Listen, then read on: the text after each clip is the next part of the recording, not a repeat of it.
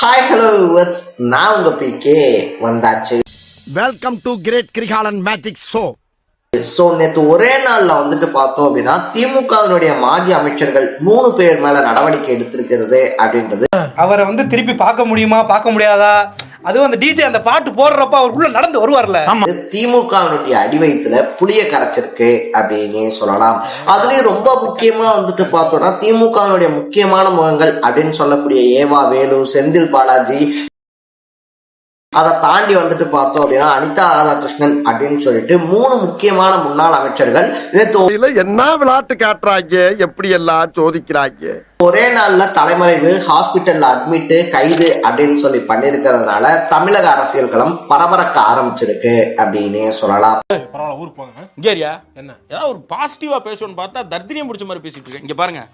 வழக்கம் போல திமுக வந்துட்டு பார்த்தோம் அப்படின்னா இது அரசியல் பழிவாங்கல். எங்களை வந்துட்டு அவதூறா பேசுறீங்க அப்படின்னு சொல்லி கைது பண்ணோம்னா எல்லாவும் பார்த்துப்பா. அமைச்சர்கள் எத்தனை பேரை கைது பண்ணுவீங்க அப்படின்ற மாதிரியான காரணங்கள்லாம் முன் வச்சாலும் கூட திமுக பண்ண பாவத்துக்கெல்லாம் தான் இப்படி சம்பாதிக்கிறாங்க அப்படின்ற ஒரு வாழ்த்துக்கள். எப்படி சொல்றது, ஒரு மக்களுடைய மனக்குமுறல் அப்படின்னு சொல்லுவாங்க இல்லையா, அதுவும் அரசியல் வட்டாரத்துல கேட்க ஆரம்பிச்சிருக்கு அப்படின்னு தான் சொல்லணும். ஒரு பக்கத்துல வந்துட்டு பார்த்தோம்னா அதிமுகவினுடைய முகங்கள் எல்லாம் தாரதாரையா தாவேக்காக்கு படையெடுத்துக்கிட்டு இருக்கும் போது, இன்னொரு பக்கத்துல திமுகவினுடைய மாஜிக்கள் மேல வழக்குகள் பாய்றது. இந்த பக்கம் பார்த்தா சோனு மலை, இந்த பக்கம் பார்த்தா சோனு மலை. அரசியல் களத்தை அதிர வச்சிருக்கு அப்படின்னு தான் சொல்லணும். என்ன நடக்குது திமுகல என்னங்க எனக்கு ஒண்ணுமே புரியல. அதுதானப்பா எனக்கும் புரியல. அதை தாண்டி தாவேக்காவினுடைய திட்டம் தான் என்ன அப்படின்ற மாதிரி பல விஷயங்களை தான் நம்ம பேச போறோம். அதுக்கு முன்னாடி நம்ம சேனலுக்கு நீங்க புதுசா வந்திருந்தீங்க அப்படின்னா மறக்காம சேனலை ஃபாலோ பண்ணி சப்ஸ்கிரைப் பண்ணிக்கோங்க. சோ ஃபர்ஸ்ட் ஆஃப் ஆல் வந்துட்டு பார்த்தோம்னா அனிதா ராதாகிருஷ்ணன் இருக்காரு இல்லையா, திமிர் பூச்சவன், தலகண்ணும் பூச்சவன், எப்பயுமே வந்துட்டு ஒரு மாதிரி திமிராவும் உரிமையிலையும் பேசக்கூடிய முன்னாள் அமைச்சர்கள் ஒருத்தர் அப்படின்னு சொல்லலாம். ஐந்தறிவு ஜீவன் போல் உங்களுக்கெல்லாம் ஒரு வாழ்க்கை கேட்டால் அரசாங்க உத்தியோகம் என்று வெளியே பீத்திக் கொள்வது. சோ பொன்முடியான ஆட்கள் வந்துட்டு சர்ச்சைகள்ல சிக்கினாலும் அனிதா ராதாகிருஷ்ணன் தொடர்ந்து வந்துட்டு அதே பாணியில தான் பேசிட்டு இருந்தாரு. சோ சட்டமன்றத்துக்குள்ள வந்துட்டு பார்த்தோம் அப்படின்னா விஜய் அவர்களை விமர்சனம் பண்ற மாதிரியும், விஜய் அவர்கள் என்ன நினைச்சிருப்பாரு, அவருடைய மைண்ட் வாய்ஸ் என்னவா இருக்கும் அப்படின்ற மாதிரி தனிப்பட்ட முறையில பேசியிருந்தாரு அனிதா ராதாகிருஷ்ணன் அப்படின்னு சொல்லலாம். Leaders. In the latest flashpoint, DMK Tiruchendur MLA and former Fisheries Minister Anitha Radhakrishnan. இதனால தாவேகா நிர்வாகி வந்துட்டு பார்த்தோம் அப்படின்னா முதலமைச்சருக்கு எதிராக தரக்குறைவாகவும் தனிமையான ஒரு சில விஷயங்களை பேசுனது வந்துட்டு ரொம்ப தேவையில்லாத ஒரு விஷயம். அதனால அனிதா ராதாகிருஷ்ணன் மேல உடனடியா ஆக்ஷன் எடுக்கணும் அப்படின்னு சொல்லிட்டு ஒரு ஃபைல் பண்றாரு. Against Chief Minister Vijay on his birthday. இதுக்கு உடனடியா அனிதா ராதாகிருஷ்ணன் தரப்புல இருந்து வந்துட்டு பார்த்தோம்னா ஹைகோர்ட்ல முன்ஜாமீன் அப்படின்றது கேக்குறாங்க.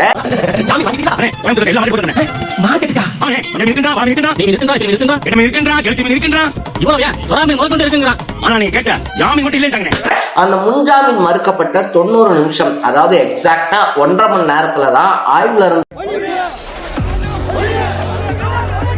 அனிதா ராதாகிருஷ்ணன் தூக்கிட்டு போறாங்க அப்படின்னு சொல்லலாம். சோ வழக்கம் போல வந்துட்டு ஆளுங்கட்சி அப்படின்ற மிதப்புல நான்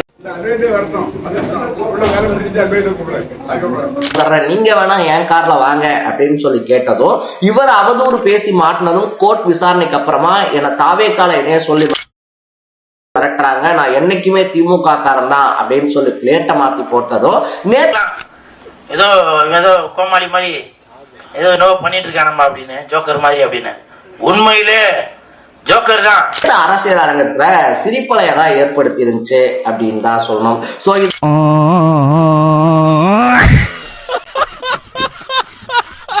இதனால வந்துட்டு திமுக தலைமை பல மாஜிக்களுக்குமே தேவையில்லாம வார்த்தைகளை விட்டு சிக்கல்ல சிக்காதீங்க, சோதிக்காதீங்க, சோதிக்காதீங்க. மட்டும் இல்லாம கட்சியையும் சேர்த்து இழுத்து விடாதீங்க அப்படின்ற அறிவுரையையும் கொடுத்திருக்கா. என்ன இருந்தாலும் சொந்த கட்சியினுடைய எம்எல்ஏவா போயிட்டார் இல்லையா, அதனால கண்டன அறிக்கை விடாம இருக்க முடியாது அப்படின்னு சொல்லிட்டு இது அரசியல் பழிவாங்கல் அப்படின்ற அறிக்கையை விட்டிருக்காரு அண்ணன் ஸ்டாலின். புதுசா இருக்குல்ல, இப்படியே 9 மாசமா இது நடந்துகிட்டு இருக்கு. எல்லாத்தையும் கூட்டி கழிச்சு பார்த்து ஒரு மனிதாபிமான அடிப்படையில வெறும் 50,000 ரூபாய் பொண்ணு. என்னடா ரெண்டாவதா பார்த்தோம் அப்படின்னா திருச்சி இருக்கு இல்லையா, திருச்சி கரூர்ல எல்லாம் நீ போட்ட ரோடு எங்கப்பா அப்படின்ற கொஸ்டினை கேட்கறதுக்காக ஏண்டா எங்களை இன்னமுமாடா நம்பிக்கிட்டு இருக்க எங்க கேட்கறதுக்காக ஏவா வேலுவை நேத்து ஆஜராக சொல்லியிருந்தாங்க அப்படின்னே சொல்லலாம். இந்த ஸ்பாட்டுக்கு நீ வந்த அது உனக்கு அசிங்கம், தெய்வமே உனக்கு அசிங்கம்.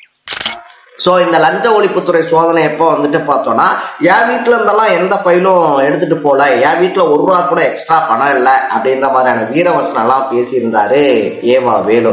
சோ அதுக்கப்புறமா தான் என்னடா விஷயம் அப்படின்னு சொல்லி பார்க்கும்போது எனக்கு என்னடா தெரியும், கரூர்ல போடாத ரோடுக்கே வந்துட்டு பார்த்தோம்னா டெண்டர் கொடுத்தது, டெண்டர் கொடுத்ததோட மட்டும் இல்லாம பணத்தை கொடுத்தது.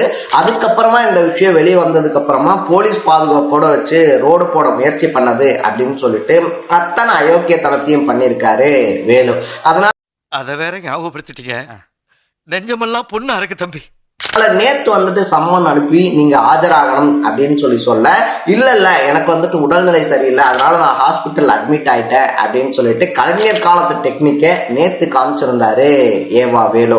அதனால சிங்கப்பூர் இருக்கு இல்லையா, சிங்கப்பூர்ல இருக்கக்கூடிய ஒரு ஹாஸ்பிட்டல்லயே அட்மிட் பண்ணிருக்காங்களாம் ஏவா வேலுவை. அங்க இருந்து இந்த கேஸ்ல இருந்து தப்பிக்கிறதுக்கான வழி என்னென்ன, சட்டத்துல என்ன மாதிரியான ஓட்டைகள்லாம் இருக்கு அப்படின்றத பாருங்க. நம் ராஜதந்திரங்கள் அனைத்தும் வீணாகிவிட்டதே, இன்னும் பயிற்சி வேண்டுமோ? உள்ள போயிடக்கூடாது அப்படின்றதுக்காக ஏவாவேலு பல தரப்புகிட்டையும் சிங்கப்பூர்ல இருந்தே பேச்சுவார்த்தை நடத்திக்கிட்டு இருக்காராம்.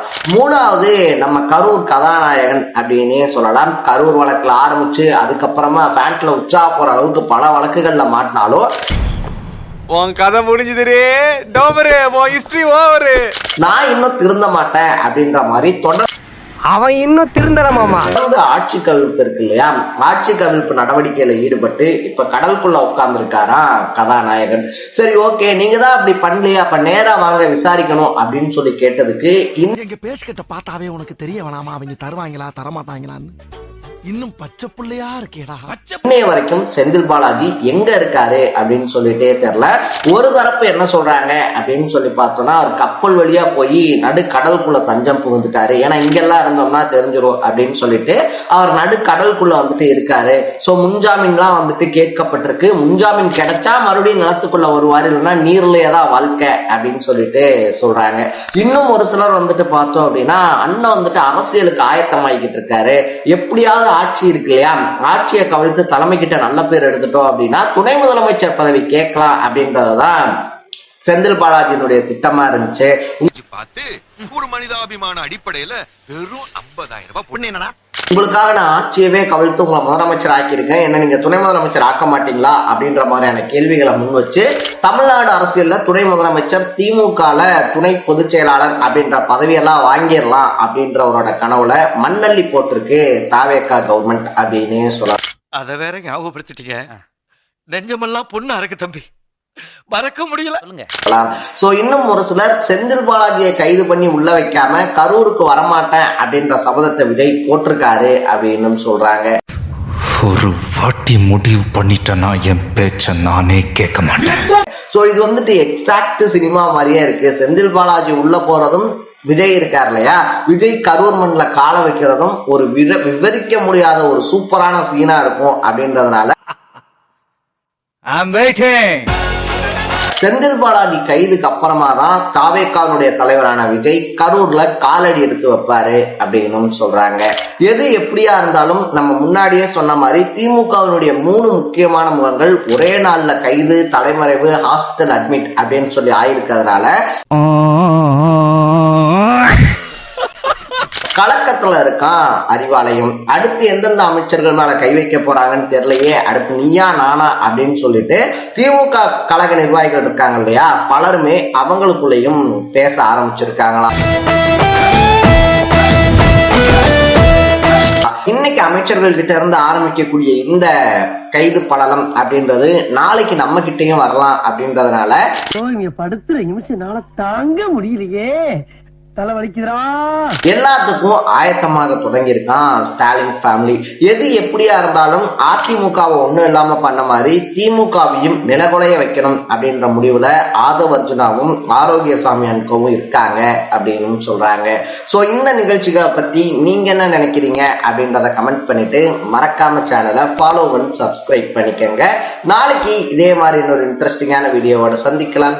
தட பை பை.